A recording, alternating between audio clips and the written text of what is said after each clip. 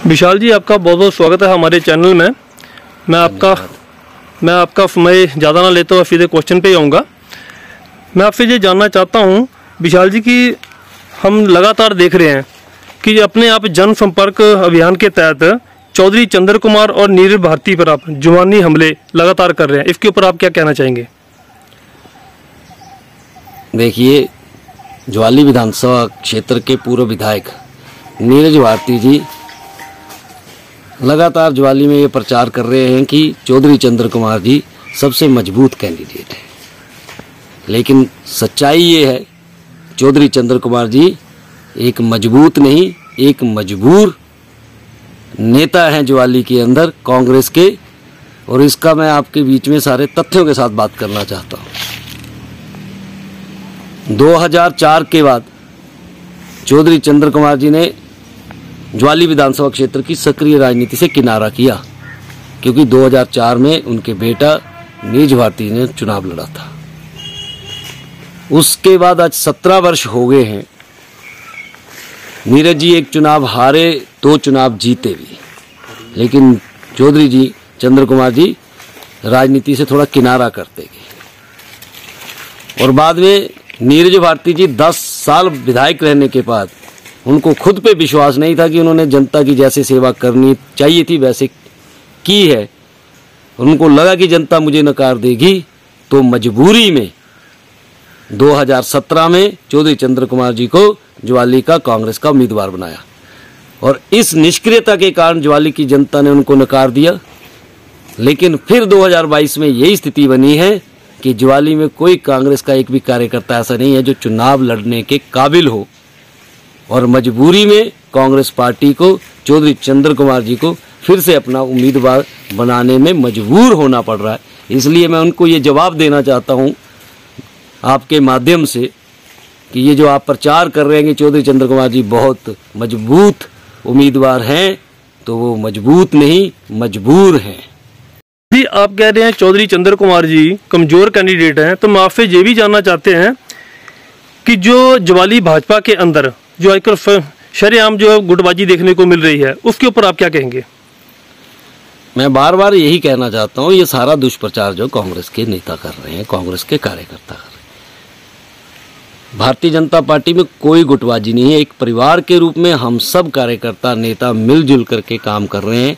और माननीय मुख्यमंत्री जी और प्रदेश के नेतृत्व ने जो एक नारा दिया है कि इस बार हम सरकार नहीं रिवाज बदलेंगे, और रिवाज तभी बदलेगा जब ज्वाली जैसे विधानसभा क्षेत्र में फिर से भाजपा का विधायक जीत के जाएगा।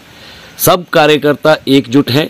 मैं जनसंपर्क अभियान में पार्टी के जितने बूथों पर प्रमुख कार्यकर्ता हैं उनसे जब हम बातचीत कर रहे हैं तो उनका एक ही संदेश है कि भारतीय जनता पार्टी जिस कार्यकर्ता को टिकट देगी, हम सब कार्यकर्ता उसको एक साथ मिलजुल करके जिताएंगे।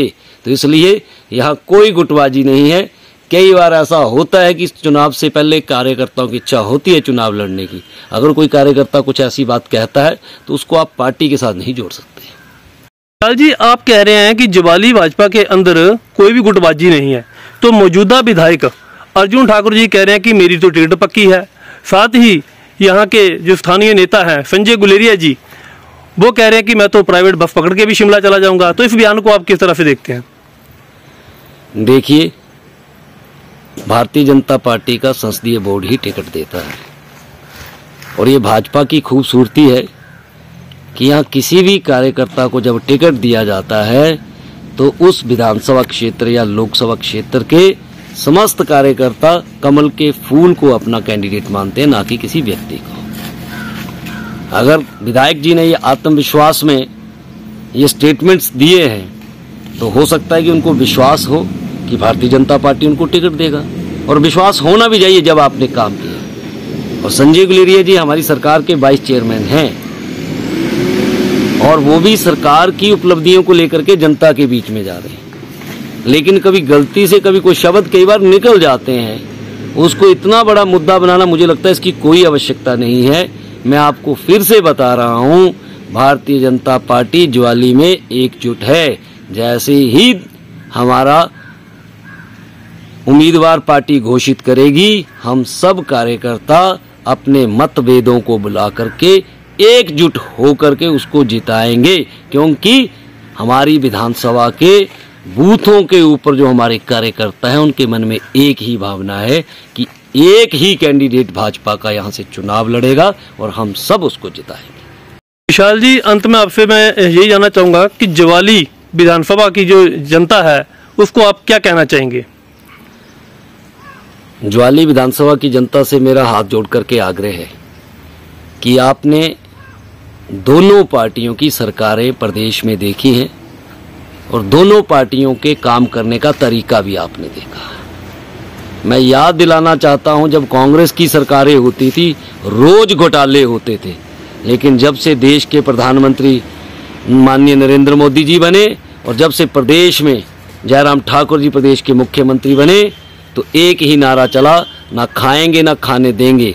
मेरी सरकार ने भ्रष्टाचार मुक्त शासन केंद्र सरकार ने और प्रदेश सरकार ने दिया है। दूसरी तरफ कई प्रकार की उपलब्धियां हैं।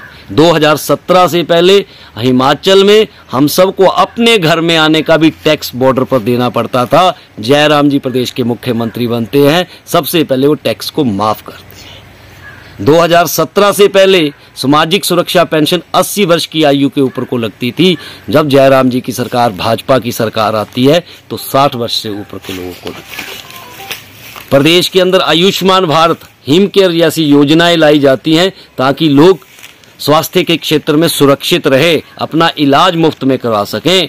तो किसानों को भी अपनी फसल को बीजने के लिए, खाद डालने के लिए, औजार लेने के लिए सरकार की तरफ से सालाना 6,000 की सहायता अपनी तरफ से की जाती है। इस प्रकार से कई प्रकार की उपलब्धियां हैं जो मेरी सरकार ने हिमाचल की जनता को, ज्वाली की जनता को दी है। ज्वाली के अंदर 17,000 से ज़्यादा परिवार आज आयुष्मान भारत और हिम केयर में पंजीकृत हैं। जो परिवार स्वास्थ्य के क्षेत्र में अगर उनके परिवार में कोई दुर्घटना या कोई बीमारी आती है तो सुरक्षित है, सारा का सारा इलाज मेरी सरकार उसका वहन करने वाली है। तो इसलिए मुझे पूर्ण विश्वास है कि हमने ईमानदारी से काम किया है, ज्वाली के अंदर ईमानदारी से विकास किया है। तो जनता से मेरा हाथ जोड़ के आग्रह है कि इस बार अगर इस विकास को आगे ले जाना है ज्वाली में, जो पिछले 5 सालों में आप देख रहे हैं 84 करोड़ से ज़्यादा पानी के क्षेत्र में जो है हमारी सरकार ने ज्वाली विधानसभा को दिया है। तो ऐसे कई विकास की योजनाएं अगर इनको पूर्ण करना है और भ्रष्टाचार को रोकना है तो फिर से हिमाचल में भाजपा की सरकार बनाना जरूरी है। और ज्वाली का अगर विकास करना है तो ज्वाली में फिर से भारतीय जनता पार्टी का विधायक बनाना है। इसलिए आप सब प्रबुद्ध जनता से आग्रह है कि आने वाले चुनावों के समय में आप भारतीय जनता पार्टी के पक्ष में अपना मत देके हमें आशीर्वाद दे ताकि ये विकास का रथ ज्वाली में चलता रहे। धन्यवाद। धन्यवाद।